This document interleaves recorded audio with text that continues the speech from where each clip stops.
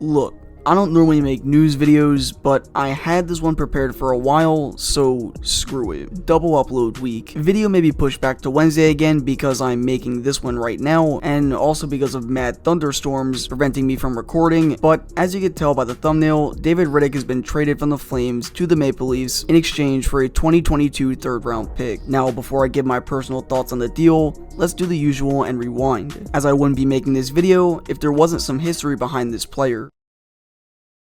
To understand Riddick's significance, let's go back to the 2017-18 season, the Glenn Gutslutson era. A season which highlight was our coach throwing a stick into the stands was rough, but it also saw the emergence of a guy named David Rittich, and at the time, many people including myself never even heard of Riddick. In fact, most scouts didn't even know him either. He just kinda came onto the scene and wanted to surprise a lot of people, and well, that's exactly what he did. In his first season as a Flame, Riddick would go 8-6-3, posting a respectable .904 save percentage. And people just assumed he'd play the role of backup. Well, the following season, Calgary would absolutely pop off. 50 wins, purple Gatorade, and a goalie tandem of Smith and Riddick would excite many fans, including myself. It was a great time to be a fan, and was an even better time for David Rittich, as he would play in 45 games, going 27-9-5 with a .911 save percentage and a .261 goals against average. Obviously, Calgary would make the playoffs, and this is something I want y'all to pay attention to, as Calgary would make the decision to play Mike Smith over Riddick against the Avalanche, and at first this looked like it paid off. Calgary would dominate in game 1, but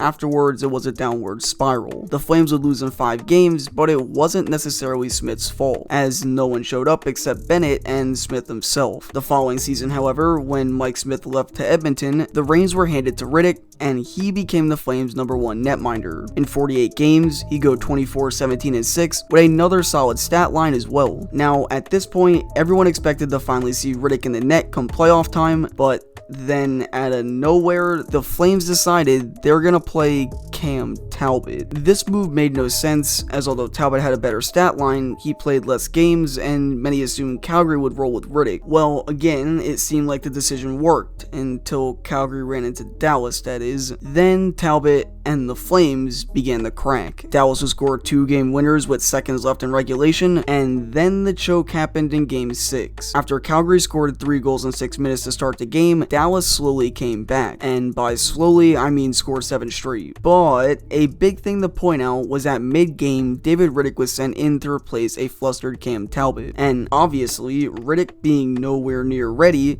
stunk, but it wasn't even his fault. Yet the best part about it is that after the playoffs ended, Riddick became labeled by some as not being a playoff performer, and this makes no sense, but also leads into my next point.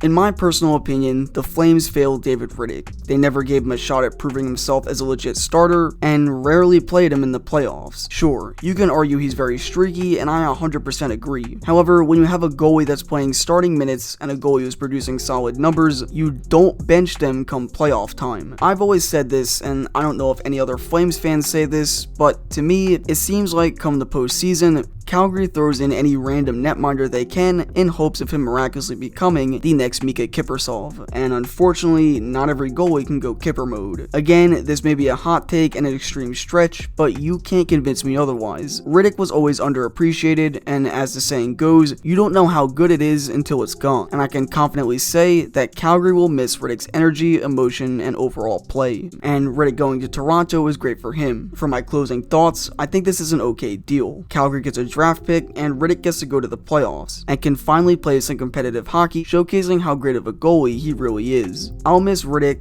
but Calgary never really utilized him correctly. Hope you guys enjoyed this random upload, and I'm sorry for the random upload time, etc., but I didn't know Riddick was going to get traded at close to 10 o'clock Eastern time, and you guys probably didn't either. In the meantime though, I'll catch you Wednesday.